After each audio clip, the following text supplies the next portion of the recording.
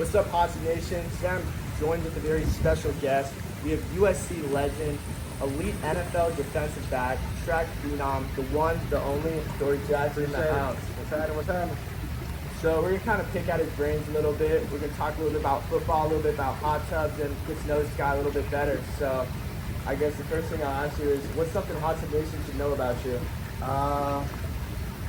Chill. That's it, bro. Just like to relax. So this is right up my alley. Get to have this passive treatment in a sense. I don't got to do too much work and let the bubbles and the hot water get me right. Exactly. I love that you said that. You know, there's nothing more chill than chilling in a hot tub on a Tuesday. So that's definitely, you know, how we like to get down. I'm going to take you back in time a little bit. Let's go to November 26, 2016. USC versus Notre Dame. This guy all over the place. One punt return touchdown, one receiving touchdown, one kick return touchdown. I mean, this guy was all over the place. What was that day like? It was a trip because it was a bad day. Like, it was raining. I remember them stopping the game a little bit. The rain going on. I remember Juju doing the Juju on the beat dance. The crowd going crazy. It was just one of those moments where we knew we had something special in play, but we didn't know how special it was going to be. It was where we were playing. We win that game. We might go to the Pac-12 championship. We might have to play Washington again. And if we win that, then we go into the playoffs. So it was a bunch of emotions, but understanding that some of us knew this probably was our last game playing in the Coliseum. So it was one of those feelings. Yeah, that's definitely quite the day. You know, not to brag or anything, but I once scored 3 touchdowns in a JV football game. So 3 is 3. Don't matter how you get it. You did it. So I definitely can, you know, relate to slicing and dicing up the gridiron. But you know, kind of to segue into the next question, the boy from Toronto, aka Drizzy Drake, says, "Quote a white bitch that goes both ways, like the Queen of Spades." You played both ways in college, so what's that like? You know, like you huffing for breaths, or? Nah, it was fun, bro. It was just something I wanted to do. Like, growing up, play offense only. Come out to here in California, go to high school. They tell me I can play defense. I'm not a defensive player. Get to USC. And the 7th string on the depth chart, I told him, like, that's disrespectful. I'd rather just go play offense. And got my first career start, you know, my first game as a freshman on offense. So for me, it was just trying to find out how I could get on the field. And I don't think gas or air or anything was a problem. So that's all I did growing up as a kid, playing, running, had a bunch of energy, play soccer, I run track. So the running and getting the air was easy. For me, I think it was more about just making sure I was still having fun and enjoying myself with my brothers while I was out there. Where do you think the track aspect, you know, kind of goes in play with that, like NFL, college, and stuff like that? It's just a different mindset, bro. I feel like obviously you can rely on your teammates or you can rely on others around you. But I feel like in track, it's like really you have to hone into your craft, hone into your work. Because when you run that 100, it's up to you. When you run that 200, it's up to you. And I was a jumper. So for me, it was like, man, you got to be real precise. It's really a technician type of thing.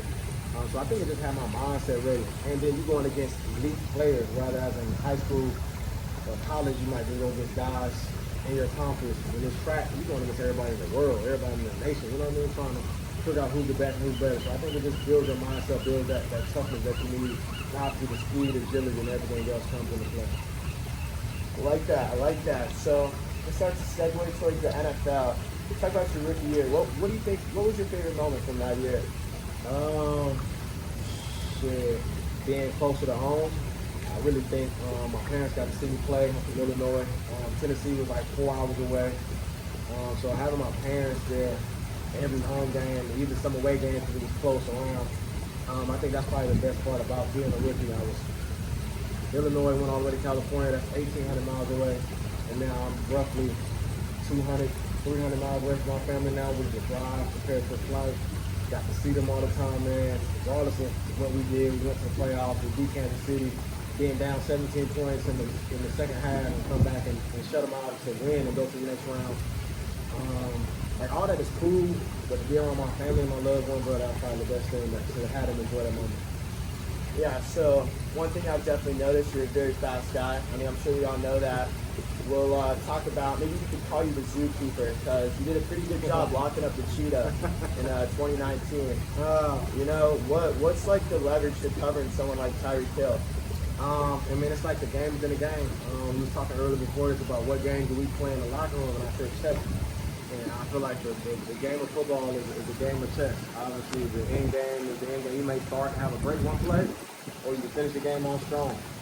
So for me, it's all about playing that game within the game, understanding that he's gonna make his plays, I'm gonna make my plays, but it's about being able to switch it up, have something different, a new technique, a new scheme, knowing your leverages. You really just got to be out there thinking. I would say that the game is 90% mental and 10% physical, which is true. So we're in a hot tub, so I feel like this question is fitting. You know, it's getting a little bit hot in here. What'd you say is one of the most heated matchups you've ever had in the league? Man, I really try not to get as heated or into it. Most heated matchup I've had.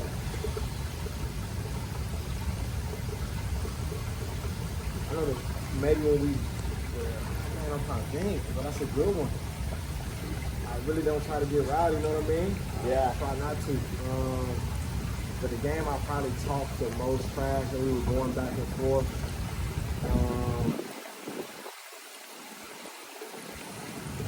I ain't got one. I can't think of one. In the league.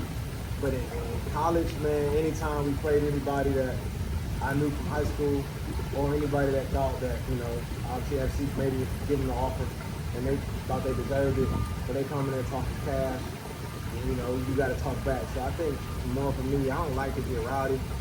Because at the end of the day, it don't mean nothing because I'm going to be cool after the game. Some people, they take it too far. But yeah, I try to stay level-headed because at the end of the day, it's just a game, and I'd rather talk shit, you know, while I'm playing or with my play. Yeah, so I got a bit of a hypothetical for you. So let's just say Robert Downey Jr. watching right now offers you a chicken parm from Papa John's. What kind of modifications would you say? Maybe like extra cheese or A chicken sandwich from chicken parm? a chicken parm. Sandwich or just a chicken parm in general? Chicken parm could be like, let's just say it's 12-inch white bread roll. Make sure that the chicken is real crispy. A lot of flavor. You know, sometimes you can dry it out if you over fry it or you don't do it the right way. So I make sure that the meat is marinated so that you don't just have the flavor on the outside, just on the coating or the season the flour. So make sure you season that flour and you marinate the chicken a little bit. The cheese, put a little kick to it. So I'll probably say a little pepper jack. Pepper jack can't go wrong. Have a nice little sauce, the marinara sauce on top of it. And then the roll, I kind of like a little sweet, so I'm probably say maybe do a little Hawaiian roll for me. Something different to give it a little different texture, different flavor. And that's probably it. That's what my only request. Yeah, can't go wrong with the Hawaiian roll What at all. do you do? I would say walk in. I'm a big hoagie guy myself, so I would probably say, Robert, you are the Iron Man. So let's make sure to slightly toast those buns, but you know, we'll get nice chicken, you know, tiny little bit of cheese, and I'm a plain guy, so I'm gonna go with no sauce. Gotcha. Nothing wrong with that. But yeah. So when you're in the league, I noticed you got a forced fumble on Antonio Brown. So what's that like, you know, being in the league and just being like, damn, you know, like I'm really in here against some of these top competitors? It's a trip, bro. My first game ever, my first NFL game was versus Amari Cooper, Michael Crabtree, and Marshawn Lynch at the Raiders.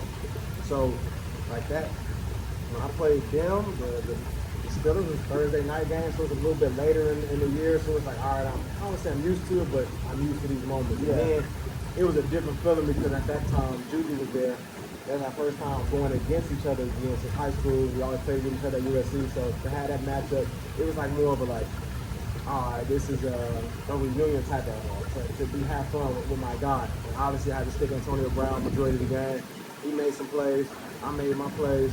So it was just one of those moments like, all right, I'm here, and this is what you expect in the league. Like, it's not gonna always go your way. It's not always gonna go their way. You just find a happy medium, keep your head down, next play mentality, and you just keep going. So let's say 2024 season, coach is like, Adoree, let's see you on offense. I'm there. You ain't have to finish still the on question. it? I'm there. Yeah. I feel like it's no disrespect to people in the league, man, but I feel like offense might be the easiest thing to do.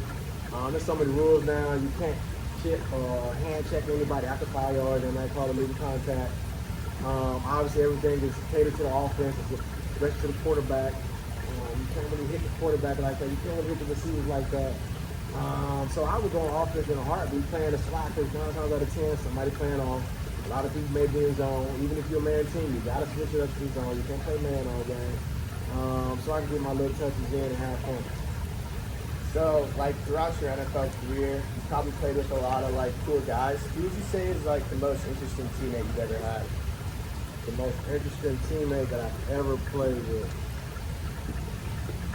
I'm not gonna lie, bro. It gotta be the Samoans or the Polynesians that I had at Sarah or at SC. They just told me about their culture, man. I didn't know nothing about how they're doing it after the games, or the spam masubis that they ate, or the different drinks or different foods that they had. But they were all chill people. Like it seemed like they come from different walks of life. They're not like us. But to actually sit down and talk with them, man, I think the Polynesian Samoans probably the most interesting, but the coolest females that I came across. You ever play them in, like, Ish? Nah, what's that? It's like the shadow box in your hand. Oh, no. Yeah. I've seen people play that a lot. We played that at the Giants. It was cool. Yeah, nah, it's Sarah, the Polys whoop everyone's ass. That's not their thing. gonna lie. There's a guy, linebacker Tommy, he's like insane at Word. Ish. Play him in Reed's class all the time. Was you there when that kid, I don't know if you were there, remember that video on Sarah and the kid was acting like he was dropping back to the pass in the field? Was Yeah. you there at the time or that was before I you? think that was after that. I think that might have been Maryland or something. Yeah, nah, that shit was funny. Yeah, I remember that. Yeah, we've had a lot of interesting stuff. And speaking of interesting, let's say you're stuck in the Amazon jungle and you got to call one of your former teammates to come get you out. Who do you think comes to rescue you? Leonard Williams. Leonard Williams? Just for the fact that I know he's a MacGyver type guy, does spearfishing, does different things. So I feel like if I'm in the Amazon, in the forest, he's like he calls himself Big Cat, so maybe he might be one with the big cats out there, or the different animals might be able to scare him, but his survival skills obviously being in the depth of the sea, which I think is terrifying. But to be on land, I think would probably be a lot more easier to maneuver and get around. I think he'll be a good person to call to get me out of an Amazon thing. Yeah, that's. Who would you call? Who would I call out of all my teammates?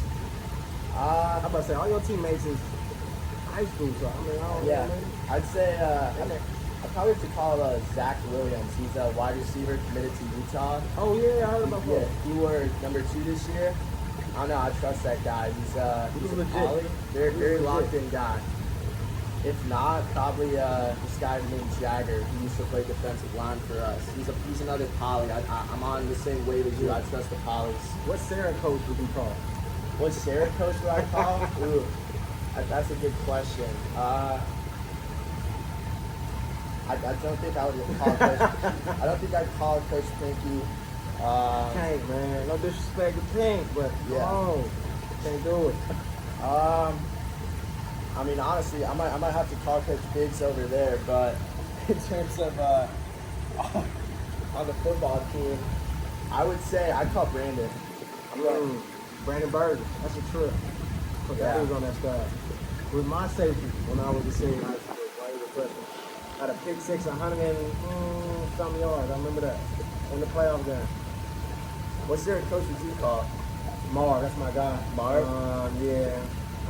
When I got there, I was playing DB, and he got there for 2 years. It was just the guidance, the talks, him playing at USC, knowing the game, then me and his son hella tight.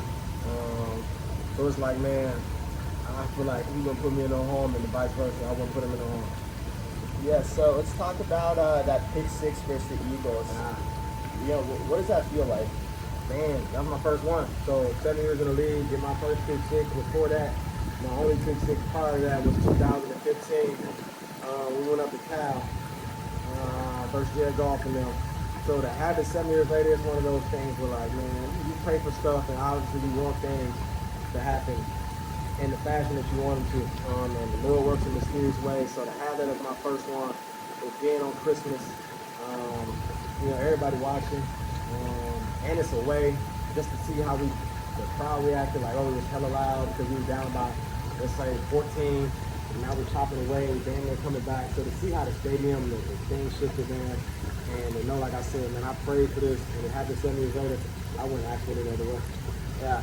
I can imagine. Probably felt pretty similar to when I saw Interstellar for the first time. So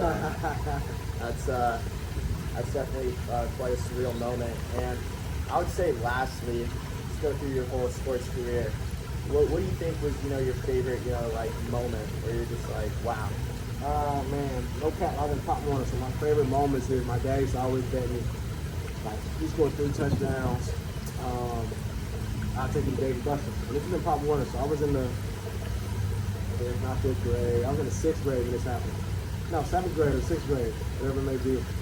And that was just something my dad knew, like how I was wired. Like, I always, I needed a goal, but like, it was a goal in hand, he knew I would obtain it. And it got to the point where my dad would just stop giving you the request to get you the touchdowns. He's like, damn, we're going to David Buster so much, you spend all this money, and then become a norm. So for me, I think that was one of my proudest moments. It wasn't like, oh, I'm showing my dad something, but I was like, whatever object, whatever, anything you put my way, I'm gonna figure out how to knock it down. I'm gonna figure out how to obtain that goal. So as a kid, it was like, man, if I can put my mind to it, I can achieve it. So I think that's my proudest moment, because it was me bonding with my dad, but also me showing myself that I can really do anything I put my mind to. Yeah, love the answer. Appreciate it, brother. Yeah, I would say thank you for coming out. Already, my guy. It's been a great time, and I'd like to say peace out, Hot Tub Nation. Peace out. Y'all be easy. We need some more people on this hot tub, man. Y'all join in. Don't be scared. Good time. Yep. Hey, thank you. Already, my guy. All right.